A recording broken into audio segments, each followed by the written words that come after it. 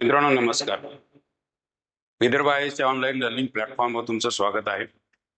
कालची आपली चर्चा तुमच्या लक्षात आली असावी की ज्या वेळेला आपण अनालिसिस करायला सुरुवात केलं त्यावेळेला इंग्रजीचा भाग विचारात घेत असताना मेन्सची तयारी करत असताना कशा पद्धतीनं आपण तयारी करू शकतो त्या संदर्भात मी बोललो होतो. आणि ग्रामरचा कसा पॅटर्न बदललेला आहे ते आपण बघितलं. तशाच पद्धतीनं मित्रांनो व्होकॅबच्या संदर्भात सुद्धा विचार करावा लागतो.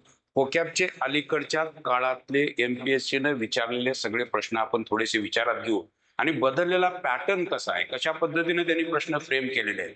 मग ते प्रश्न फ्रेम करत असताना अगदी सिनोनिम्स, अँटोनिम्स, होमोनिम्स किंवा अगदी इडम्स आणि फ्रेजेस वरती विचारलेले प्रश्न, यस फ्रेझल वर्ब वरती विचारलेले प्रश्न, या सगळ्या गोष्टींची मित्रांनो आपण चर्चा करणार आहोत. आणि मुद्दा असा आहे की मला त्या शब्दाचा अर्थ माहिती असेल, ती इडम कुठेतरी ऐकलेली असेल, तो शब्द कुठेतरी ऐकलेला असेल, तर 100% मित्रांनो अगदी सहज पद्धतीनं तुम्ही त्याचं उत्तर काढू शकता. मुद्दा तुमच्या लक्षात आला का? व्होकॅबचा सगळ्यात अडचणीचा भाग काय आहे ते सांगतो की शाळा कॉलेजमध्ये असल्यापासून आपण कधी व्होकॅबची परीक्षेच्या दृष्टिकोनातून, स्पर्धा परीक्षेच्या दृष्टिकोनातून कधीही तयारी केलेली नाही. हा भाग जो आहे व्होकॅबचा जो भाग आहे हा सर्वात दुर्लक्षित भाग आहे. तुम्ही स्वतःला जरी विचारून बघितलं तर तुम्हालाही कळतं की व्होकॅबची खास तयारी आपण काही केलेली नाही. आणि मग ज्या वेळेला आपल्याला एमपीएससी द्यायची असते किंवा स्पर्धा परीक्षा द्यायची असते, अशा वेळेला एखादा शब्द ज्या वेळेला समोर येतो त्यावेळेला आपल्याला अरे वाटतं हा शब्द कोणता आहे. वास्तविकता आयोग कधीही असे अवघड शब्द विचारत नाही, जे प्रॅक्टिकली वापरात येतात तेच शब्द सगळे विचारलेले असतात. आता या सगळ्या प्रश्नपत्रिकेचं अनालिसिस केल्यानंतर ते शब्द सगळे प्रॅक्टिकली जीवनामध्ये प्रॅक्टिकली उपयोगाचे असणारे शब्द की जे तुम्हाला अगदी शाळा कॉलेजमध्ये व्हायला हवे होते, किंबहुना त्या शब्दांकडे तुम्ही जाणीवपूर्वक बघायला हवं होतं, पण ते आपण बघितलेलं नाही. त्यामुळे हळूहळू या सर्व गोष्टी आपण बघायला चालू करणार आहोत. प्रत्येक शब्दाकडे जाणीवपूर्वक बघणार आहोत आणि मग परीक्षेला कशा पद्धतीनं प्रश्न फ्रेम केलेला आहे ते आपण बघणार आहोत. तत्पूर्वी कालचाच मुद्दा मी पुन्हा एकदा तुमच्या समोर या ठिकाणी घेतोय तो असा की कंटेंट तर तुम्हाला मी बोललेलो आहे, कशा पद्धतीनं व्होकॅबचा कंटेंट आहे हे मी कालच्या सेशन मध्ये तुम्हाला बोललेलो आहे. अगदी स्पेल चेक पासून हे जे सगळे प्रश्न आहेत, हे सगळे फ्रेझल वर्ब असेल, सिनोनिम्स, अँटोनिम्स असेल, होमोनिम्स असेल, सफिक्स प्रिफिक्स असेल, idioms, phrases, phrasal verb, okay, spell check वर हमखास मित्रांनो हे सगळे प्रश्न, हे प्रश्न नेमके कसे आले त्या संदर्भात मित्रांनो आपण चर्चेला सुरुवात करूया. पहिल्यांदा प्रश्न बघत असताना मुद्दा हा आहे की त्या शब्दाविषयी मित्रांनो मला माहिती असणं खूप गरजेची गोष्ट आहे. आता हे शब्द आपण बघितलेत का? मुद्दा काय आहे बघा, हा शब्द आहे ऍब्सोल्यूट आणि हे ऍब्सोल्यूट, या ठिकाणी ओ आहे, या ठिकाणी ए आहे. या शब्दांचे अर्थ तरी आपण कधी नेमकं हे 2022च्या प्रश्नपत्रिकेमध्ये विचारले ते कसं हे आपण नंतर चर्चेला घेऊ, पण पहिल्यांदा शब्द तरी परिचयाचा होऊ दे. हे दोन शब्द मित्रांनो आपल्याला माहिती पाहिजे, कारण हे दोन शब्द कन्फ्युजिंग राहतात. याचा मित्रांनो अर्थ आहे अप्रचलित. एखादी गोष्ट अप्रचलित असते, यस, अप्रचलित म्हणजे वापरात नसते. बऱ्याचशा गोष्टी आता अप्रचलित आहेत. तुम्हाला माहित आहे घरामध्ये पूर्वीच्या काळी जातं असायचं, जातं, बरोबर, जात्यावर दळण दळलं जायचं. आता ते जातं जे आहे ते अप्रचलित आहे, राईट. त्यासाठी शब्द आहे ऍब्सोल्यूट. हा ओ आहे आणि हे ऍब्सोल्यूट तर आहे. ऍब्सोल्यूट म्हणजे याचा अर्थ आहे पूर्णपणे, बरोबर. हे अर्थ तुम्हाला माहिती पाहिजे. याचा अर्थ आहे पूर्णपणे आणि याचा अर्थ आहे अप्रचलित. म्हणजे हे शब्द जाणीवपूर्वक मित्रांनो बघणं खूप गरजेची गोष्ट आहे. हमखास असे शब्द विचारले जातात जे कन्फ्युजिंग राहतात आणि हे ठरलेले शब्द आहेत मित्रांनो. हे शब्द सतत तुम्हाला कोणत्या ना कोणत्या परीक्षेला दिसतील. आत्ताच आलेल्या 2022च्या प्रश्नपत्रिकेमध्ये ते तुम्हाला दाखवतो कशा पद्धतीने विचारलेला आहे. पहिल्यांदा मी त्याचा गोषवारा सांगाल, शब्द पहिल्यांदा समजून सांगाल. तुम्हाला पर्सनल हा शब्द माहित आहे, पर्सनल, ओके. आणखी एक दुसरा शब्द आहे पर्सनल. हे दोन शब्द असेच आहेत की हे सतत परीक्षेला विचारले जातात. याचा अर्थ आहे कर्मचारी, कामगार, आणि याचा अर्थ आहे वैयक्तिक, पर्सनल.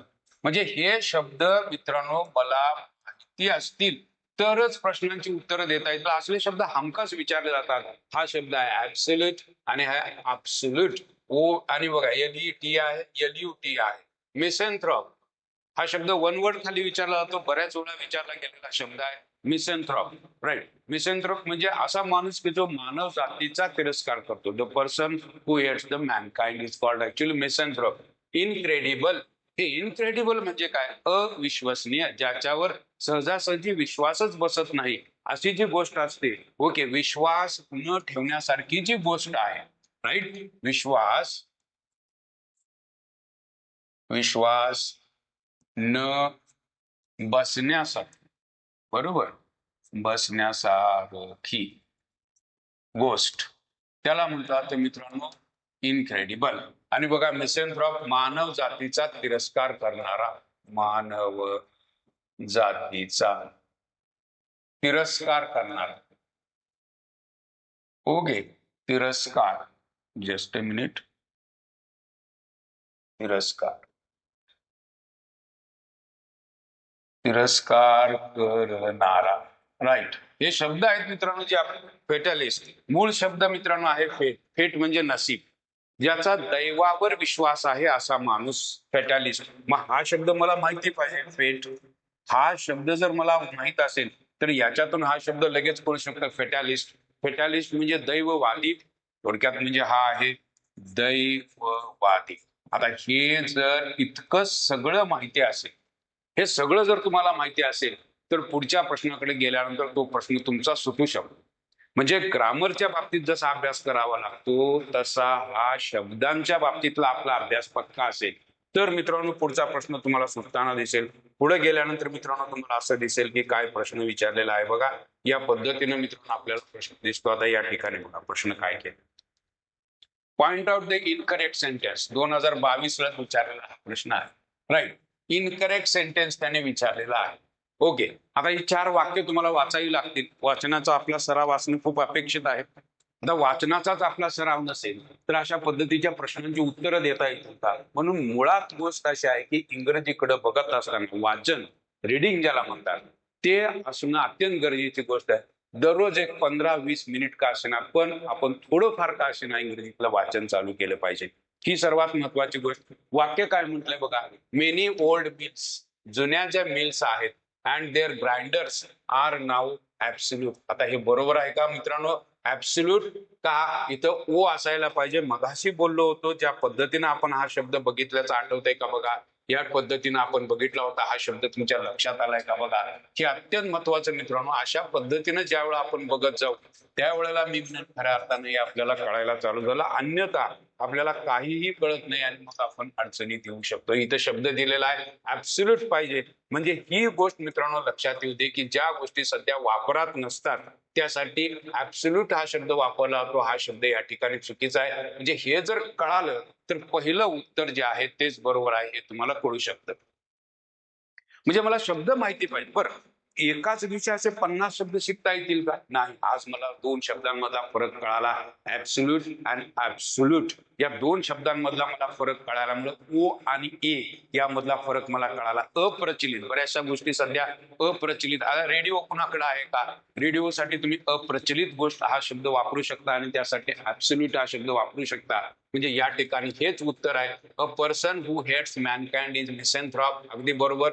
मनुष्य जातीचा तिरस्कार करणारा ज्याला म्हटलं जातं misanthrope. A thing or action that cannot be believed. अविश्वसनीय जी गोष्ट असते तिला इनक्रेडिबल म्हणतात. हेही अगदी बरोबर आहे. A person who believes in फेट इज अ फेटॅलिस्ट. मित्रांनो कळतंय का बघा, आत्ताच सांगितलं होता फेट हा शब्द आणि फेटॅलिस्ट. म्हणजे मूळ मुद्दा प्रश्नाचं उत्तर काढणं नसून मूळ मुद्दा हा आहे मित्रांनो की जे प्रश्न आपण बघतोय त्या प्रश्नामधले शब्द मला माहिती आहेत. हे शब्द डोळे उघडून बघा, कारण हे सगळे शब्द मित्रांनो महत्वाचे. ऍब्सोल्यूट हा शब्द लक्षात ठेवा. ओ न सुरुवात झाली, या ठिकाणी ए न सुरुवात झाली. मग पर्सनल आहे आणि पर्सनल आहे हेही शब्द मी तुम्हाला सांगितले. आणि माणूस शब्द शिकतो कशातून? वहीतून, पुस्तकातून का ऐकून? मित्रांनो तुमच्या लक्षात यायला पाहिजे की असे शब्द ऐकत राहणं आणि मग ते परीक्षेला कुठे ना कुठेतरी दिसतात. त्यावेळेला मी खऱ्या अर्थानं आपली व्होकॅबची तयारी झाली. आणि अशाच पद्धतीची तयारी ही क्लासमध्ये मित्रांनो आपल्या करून भेटली जाते. व्होकॅबची तयारी करत असताना newspaper reading is the most important part. If you go reading the newspaper you will come across all such words. हे सगळे शब्द वापरातले आहेत. हे शब्द कुठे बघायला मिळतील? बातम्यांच्या संदर्भात असे सगळे शब्द आलेले असतात, पण आपण न्यूजपेपर वाचत नाही. त्यामुळे क्लासमध्ये जेव्हा व्होकॅबचा क्लास असतो त्यावेळा मुद्दाम मित्रांनो दररोज 20 मिनिटं आम्ही न्यूजपेपर रिडिंग घेतो. त्यातल्या हेडलाईन्स, त्या हेडलाईन्स मध्ये आलेले शब्द, त्या सगळ्या गोष्टी मित्रांनो आपण बघायला चालू करतोय, जेणेकरून त्या शब्दाचा प्रॅक्टिकल वापर काय आहे हे आपल्याला कळतं आणि माणूस भाषा आणि भाषेतले शब्द हे ऐकून शिकतो, हाच त्याचा मूळ मुद्दा आहे. मुद्दा तुमच्या लक्षात आला असावा. अशा पद्धतीनं जर आपण पुढे गेलो तर मित्रांनो प्रश्नांची उत्तरं काढणं आपल्याला सोपं जाईल, हे तुमच्या लक्षात येईल. राईट. पुढचं बघा, हा शब्द आपण कधी बघितलाच नाही. ओके. ऑन्कॉलॉजिस्ट हा शब्द आपण आयुष्यात कधी बघितलेला आहे का? हा शब्द बघितलेलाच नाही. उघडा डोळे बघा नीट. तर अशा पद्धतीचे शब्द आपण कधी बघितलेच नाही. जो डॉक्टर हा मेडिकल टर्म त्याच्यातला हा शब्द आहे मित्रांनो, आपल्याला माहिती असणे खूप गरजेची गोष्ट. ट्युमर तुम्हाला माहित आहे, कॅन्सर तुम्हाला माहित आहे. आजकाल कॅन्सरचं प्रमाण वाढायला लागले. त्या कॅन्सरवर ट्रीटमेंट जी केली जाते त्या ट्रीटमेंट करणाऱ्या माणसाला म्हटलं जातं, त्या डॉक्टरला म्हटलं जातं ऑन्कॉलॉजिस्ट. आणि त्या गाठी तयार होतात बघा, ही गाठ आहे. अशा पद्धतीनं जर तुम्ही लक्षात ठेवायचा प्रयत्न केला तर डॉक्टरच्या संदर्भात आपल्याला फक्त एकच शब्द माहिती असतो, तो म्हणजे डॉक्टर.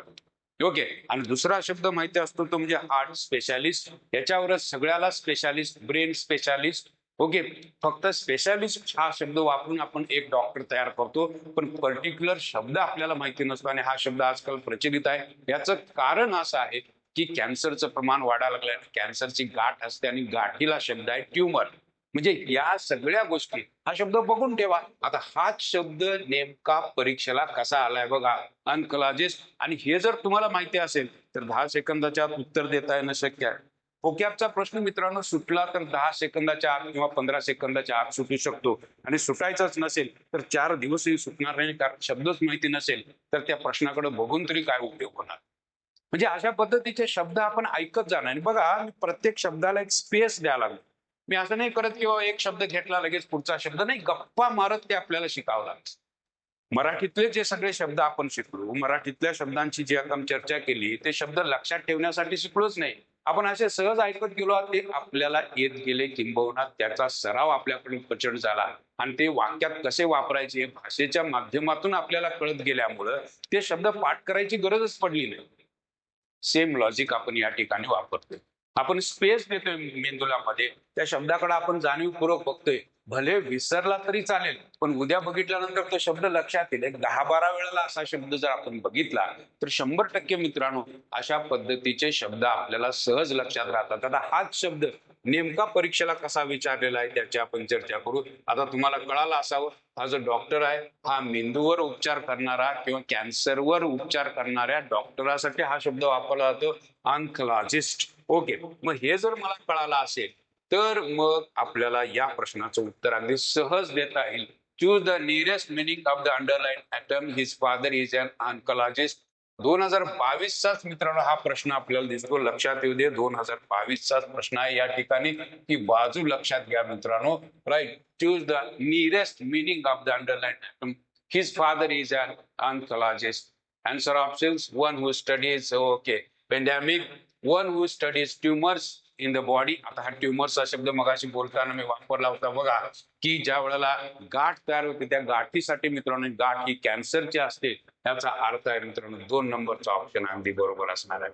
म्हणजे अशा पद्धती स्पेशलाइज इन किडनी डिसीजेस, किडनीवरती उपचार करणारा, लॉस ऑफ हेअर, ओके, केसांवरती उपचार करणारा असा आहे का, तर हा ट्युमर वरती उपचार करणार आहे मित्रांनो. या गोष्टी लक्षात यायला पाहिजेत. म्हणजे मला नवीन शब्द कळाला, नवीन शब्द मी ऐकला, तो लक्षात ठेवायचा मी प्रयत्न केला, त्याला स्पेस दिली, आणि दररोज हे मी मित्रांनो मुद्दाम सांगतोय की हे दररोजच्या पातळीवर अपेक्षित आहे. हे एक दिवस लेक्चर केला आणि दुसऱ्या दिवशी होक्याब आले, no, not at all. You are to practise rigorously on daily basis. You are to practise this on daily basis, whatever it is. दररोज 10 शब्द जर असे आपण ऐकत गेलो आणि दररोज असे 10 शब्द आपण जर फीड करत गेलो, प्रॅक्टिकली फीड करत गेलो, आणि ते दररोज आपण बघत गेलो, प्रत्येक वेळेला हाच प्रश्न जर आपण स्वतःला विचारायला लागलो की जे मी करायला लागलो ते परीक्षेला येईल का, कारण हाच मुद्दा मुलांचा असतो, मी करायला तर लागलोय पण हे परीक्षेला येईल का. मित्रांनो परीक्षेला तेच येईल जर तुम्ही तुमचा आवाका वाढवला तर त्यातलंच काहीतरी येईल.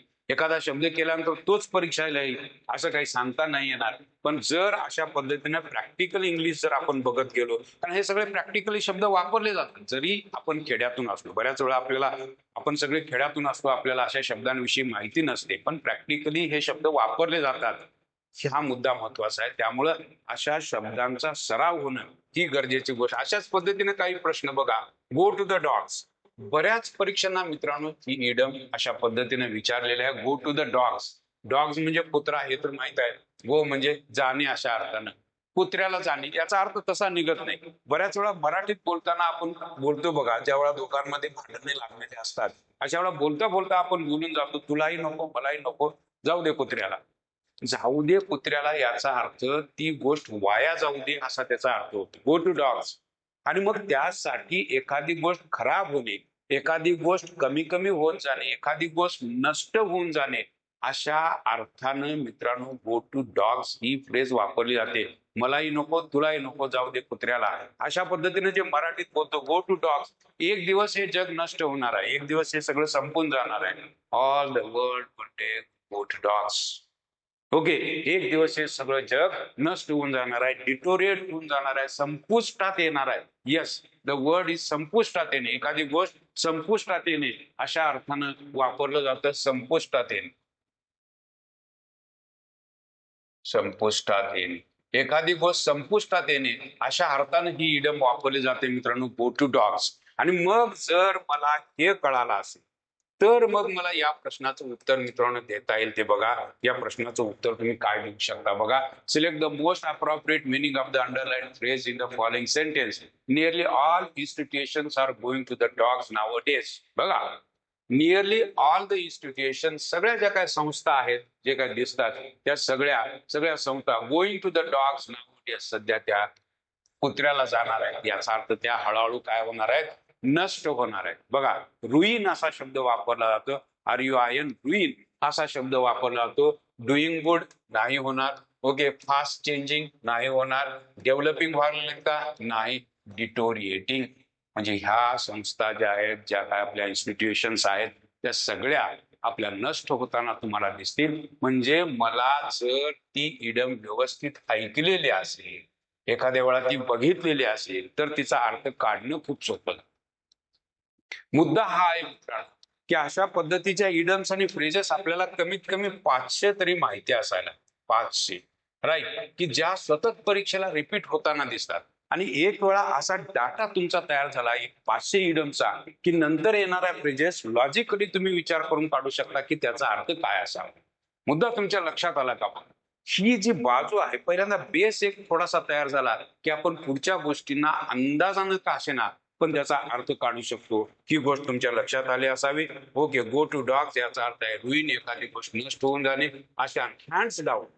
बघा, आता हे कसं वापरलंय बघा. हँड्स डाऊन म्हणजे काय, तर हात खाली, सरळ त्याचा अर्थ. याचा अर्थ होतो मित्रांनो सहज, काहीही न करता. I got the success hands down. I got the success hands down याचा अर्थ मला जे यश मिळालं ते मिळालेलं यश अगदी सहज आहे, मला काहीच करावं लागलं नाही, माझे हात असे खाली होते, व्हेरी इझिली. याचा अर्थ होईल व्हेरी इझिली, म्हणजे अशा पद्धत सहज याचा अर्थ होईल अगदी सहज. म्हणजे या गोष्टी मित्रांनो लक्षात घ्या. अशा पद्धतीनं जर आपण अर्थ काढत गेलो तर मग आता हे जर मला कळालं तर याचं उत्तर अगदी तुम्ही सहज देणार आहात. इथं वाक्य काय दिलंय बघा. या वाक्यातून आणि प्रश्न बघा, 2019चा प्रश्न MPSC खाली विचारले गेले. Which of the following idiom expression is suitable for the underlined word in the above sentence? He won the election very easily. Okay, hands up, hand in hand, hands down का by the hand. वाक्य दिलंय, त्या वाक्यासाठी तुम्हाला idem वापरायचे आहे very easily. आता बोललो ते कळालं तर मग लगेच उत्तर येईल मित्रांनो हँड्स डाऊन. हे सगळं मित्रांनो प्रॅक्टिकली शक्य आहे. You are to devote some time for this. You are to give some time for this. You are to prepare rigorously for this on daily basis. You will definitely uplift your English, no doubt at all. You are to do something for this. या गोष्टीसाठी आपल्याला स्वतःलाच काहीतरी करावं लागेल. आणि हे स्वतः ज्यावेळा आपण करत जातो त्यावेळा त्या गोष्टी आपल्या लक्षात येतात मित्रांनो. व्होकॅबचे मार्क्स अगदी हातातले मार्क्स असतात, कारण याला कोणतंही कॅल्क्युलेशन करावं लागत नाही. माहिती असेल तर पटदिशी उत्तर येणार आहे, आणि समजा माहितीच नसेल तर 8 दिवस जरी बसला तरी त्याचं उत्तर येणार नाही. म्हणून फक्त तुम्हाला ऐकायचं आहे. ऐकून ऐकून या गोष्टी तुम्हाला अगदी यायला लागतील आणि याच्यामध्ये डोक्याचा भाग काहीच नसतो, फक्त ऐकत राहिला की अशा पद्धतीच्या इडम्स आणि फ्रेजेस, वन वर्ड सबस्टिट्यूट मधले शब्द, हे सगळे शब्द मित्रांनो यायला चालू होतात. काय म्हटलंय बघा, burying one's head in the sand. Sand हा शब्द तुम्हाला माहिती असावा. सँड म्हणजे वाळू, बरोबर. ब्युरिंग याचा अर्थ मित्रांनो पुरणे असा अर्थ होतो. पुरणे, एखादी जमिनीत गोष्ट पुरली जाते. ओके. हेड म्हणजे माहित आहे तुम्हाला, हेड म्हणजे डोके. स्वतःचे डोके वाळूत पुरणे म्हणजे एखाद्या गोष्टीकडे दुर्लक्ष करणे, म्हणजे संकट समोर आहे पण त्या संकटाकडे दुर्लक्ष करणे जाणीवपूर्वक, म्हणजे स्वतःला त्याच्यापासून, म्हणजे संकट नाही असं समजणे, असा त्याचा अर्थ होईल. म्हणजे एखाद्या धोक्याची सूचना आल्यानंतर सुद्धा त्या गोष्टीकडे दुर्लक्ष करणे, असा त्याचा अर्थ होतो. Burying one's head in the sand, म्हणजे स्वतःच डोकं जे आहे ते वाळूमध्ये खुपसणे, म्हणजे आलेल्या संकटाकडे दुर्लक्ष करणे, त्याचा विचारच न करणे, अशा अर्थाने ही मन तयार होते. लक्षात ठेवा ही मन. आणि मग हे सगळं जर कळालं तर मग या प्रश्नाचं उत्तर मित्रांनो अगदी जाणून बुजून एखाद्या गोष्टीकडे दुर्लक्ष करणे, म्हणजे मी असं म्हणू शकतो, जाणून बुजून एखाद्या संकटाकडे, ओके, संकटाकडे दुर्लक्ष करणे, बरोबर, दुर्लक्ष करणे. Got it. म्हणजे अशा पद्धतीने ज्यावेळेला आपण बघू त्यावेळेला मी खऱ्या अर्थाने हे कळायला चालू झालं. मग हे जर मला कळालं असेल तर मग याचं उत्तर मित्रांनो अगदी सहज देऊ शकता. या ठिकाणी बघा वाक्य दिलंय आणि मग याचा तुम्हाला अर्थ समजून घ्यायचा आहे. पीपल ऍट लार्ज, बऱ्याच प्रमाणात लोक, have the habit of burying their heads in the sand. बऱ्याच प्रमाणात लोकांना ही सवय असते की स्वतःचं डोकं वाळूमध्ये खुपसायचं. याचा अर्थ काय? तर याचा अर्थ तर चार पर्याय तुम्हाला दिलेत. Doing nothing, ignoring unpleasant harass realities, living happily or passing time leisurely. हे leisurely बघा शब्द, ओके, आळसात वेळ घालवणे असा त्याचा अर्थ होतो leisurely. Ignoring unpleasant harass realities, okay, ज्या गोष्टी इग्नोर करणे, ज्या अनप्लिजंट आहेत, ज्या गोष्टी त्रासदायक आहेत, अशा गोष्टींकडे मुद्दामच काळाडोळा करणे, असा त्याचा अर्थ होतो. People at large have the habit of burying their heads in the sand.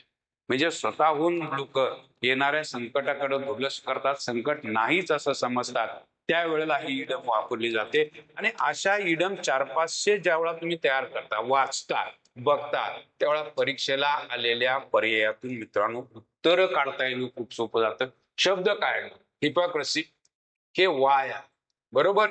ही गोष्ट लक्षात घ्या. हिपोक्रेसी म्हणजे काय? ढोंग, बरोबर, ढोंग, राईट, हिपोक्रेसी, ढोंग.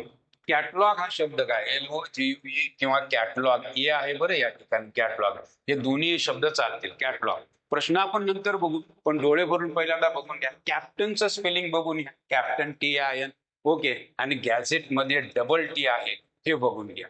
आता हे सगळं व्यवस्थित जर तुम्ही बघितलं तर याच्यावर प्रश्न तयार केलेला आहे. कॅप्टन हा शब्द माहित आहे, गॅझेट हा शब्द माहित आहे, या ठिकाणी डबल T आहे हे आपल्याला कळतं. हिपोक्रेसी मध्ये HY आहे हे आपल्याला कळतं, ढोंग आहे. आता या ठिकाणी प्रश्न याच्यावर कसा तयार केलाय ते बघूया. हे प्रश्न बघा, स्पेलिंग वरचा प्रश्न मित्रांनो या ठिकाणी दिसतो आणि तो कसा घेतलेला आहे. Point out the sentence that has the incorrect spelling. ते म्हणले इनकरेक्ट स्पेलिंग तुम्हाला ओळखायचं. आता या ठिकाणी हिपोक्रेसी बरोबर आहे का? हे चुकीचं आहे, कारण वाय पाहिजे, बरोबर. म्हणजे मला ते बघितल्यानंतर लगेच लक्षात येईल, त्यामुळे एचे पर्याय तर सगळे, एचा पर्याय असाय पाहिजे, कारण त्यांनी इनकरेक्ट विचारलंय. ए, बरोबर. हा C आणि D हा तर पर्याय निघून गेला, राईट, C आणि D. दुसरं बघा, which of the while changing your name you will have to publish in the gazette. Okay, आता हे स्पेलिंग बघा, आणि मगाशी डबल T सांगितलं होतं, हे आपल्याला माहित पाहिजे. डबल T याच्यामध्ये नाही, त्यामुळे B चा ऑप्शन पण असाय पाहिजे. AB चा ऑप्शन, त्यामुळे हा AC चा ऑप्शन निघून गेला. AB चा ऑप्शन B पण पाहिजे. कॅटलॉग्स A पाहिजे म्हणून सांगितलं होतं, कॅटलॉग मध्ये E येत नाही, त्यामुळे C हा असाय पाहिजे. म्हणजे याचा अर्थ मित्रांनो उत्तर यायला पाहिजे ऑल ऑफ द अबो. कॅप्टनचं स्पेलिंग या ठिकाणी चुकीचं आहे, कॅप्टन TIN पाहिजे. म्हणजे अशा पद्धतीचे साधे प्रश्न सुद्धा विचारले जातील. कॅटलॉगचं स्पेलिंग आहे, गॅझेटचं स्पेलिंग आहे, हिपोक्रेसीचं स्पेलिंग आहे. हे स्पेलिंग वरचे प्रश्न मित्रांनो जाणीवपूर्वक आपल्याला, तर हे शब्द जर मला व्यवस्थित माहिती असतील तरच अशा पद्धतीच्या प्रश्नांची उत्तर देता येतील. नाहीतर काय कराल, हे वाय आहे हे माहित पाहिजे, हिपोक्रेसी. ओके, कॅटलॉग मध्ये ए आहे, कॅप्टन. ओके, डबल टी आहे या ठिकाणी गॅझेट मध्ये. मित्रांनो, this is not difficult part, this is very easy. You have to put yourself rigorously with these all things, then only it is possible. या गोष्टीवर तुम्ही काम करायला सुरुवात केलात, it becomes very easy. But we need to start somewhere. आपण कुठे ना कुठेतरी याची सुरुवात करणं खूप गरजेची गोष्ट आहे. कारण हे 100% मित्रांनो हातातले मार्क्स आहेत. अशा पद्धतीचे मार्क्स आपण अगदी सहज मिळवू शकतो. मला नाही वाटत की या गोष्टी अवघड जातील. Out for the count. मित्रांनो, बॉक्सिंग मध्ये ही फ्रेज वापरण्यात, आउट फॉर द काउंट.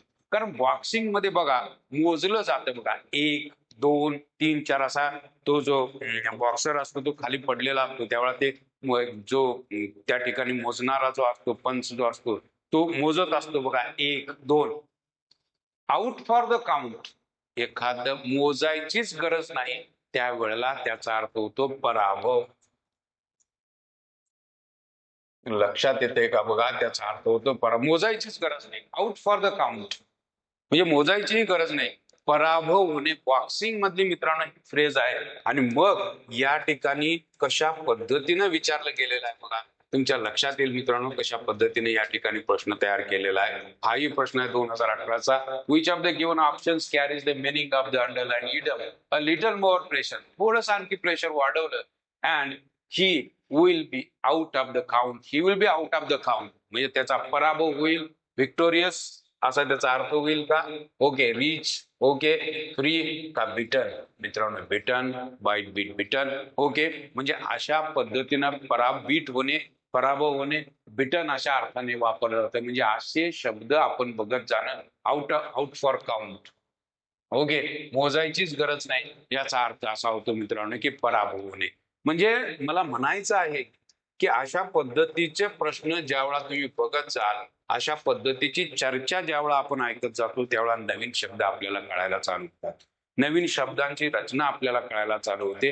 प्रत्येक शब्दाकडे आपण जाणीवपूर्वक बघायला चालू करतो. आणि असे समजा एक 10-12 शब्द जर आपण दररोज शिकत गेलो तर बऱ्याच प्रमाणात आपली व्होकॅब सुधारलेली दिसते. 10 ते 12 शब्द दररोज आपण व्होकॅबच्या सेशन मध्ये आपल्या क्लासमध्ये दररोज बघत जातोय. असे शब्द आपण बघत जातोय, ते नोट डाऊन करतोय, घेत राहतोय. याचं कारण असं मित्रांनो, vocab is the major concern for the students. अत्यंत गंभीर बाब आहे विद्यार्थ्यांसाठी. कारण असे शब्द, ऍब्सोल्यूट सारखे शब्द आपण बघितलेले नसतात.